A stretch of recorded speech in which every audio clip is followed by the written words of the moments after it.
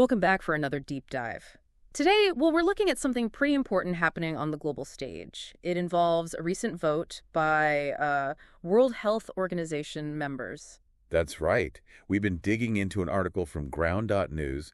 It's titled, World Health Organization Members Vote in Favor of Global Pandemic Agreement. And really, our goal here is to unpack what this vote actually means and, why it might matter to you. Okay, yeah. Global pandemic agreement. It certainly sounds significant, but what's the real story? I mean, what led to this? Well, think back to the COVID-19 pandemic. You probably remember the huge disruption, right? And all the challenges in trying to get a coordinated global response going. Oh, definitely. Especially in the early days, yeah.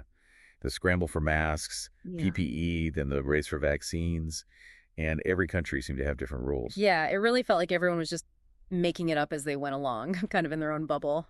Exactly. So this vote, the one in favor of a global pandemic agreement, it's basically an attempt to avoid some of that chaos next time around. The core idea is to have a framework, something agreed on before a pandemic hits, for how the world responds, aiming for more cooperation, less fragmentation. Right. So it's about being more prepared, getting ahead of the curve. What kinds of things might actually be in this agreement?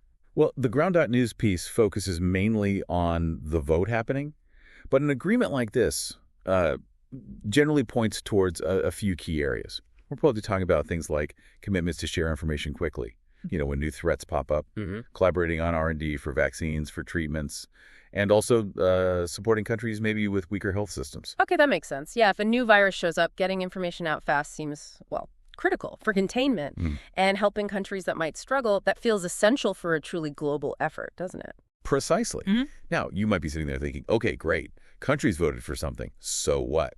But think about the implications. A coordinated global response could mean faster development of life-saving stuff, vaccines, treatments, and maybe more equitable distribution during a crisis. Right. It could also maybe lead to more consistent rules for things like travel, potentially lessening that massive economic and social upheaval we all felt. Okay, here's the question that probably jumps out for a lot of people. How might this actually affect me, directly? Yeah, that's the key, isn't it? Look, we live in such an interconnected world now.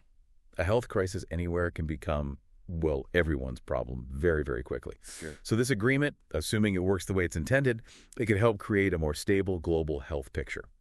And that could mean more security, maybe less disruption in your own life. Whether that's travel, the economy, or, just your own health, it's really about building a stronger sort of global shield against future health threats. Okay, so just to wrap this part up, WHO member states voted yes on moving forward with a global pandemic agreement.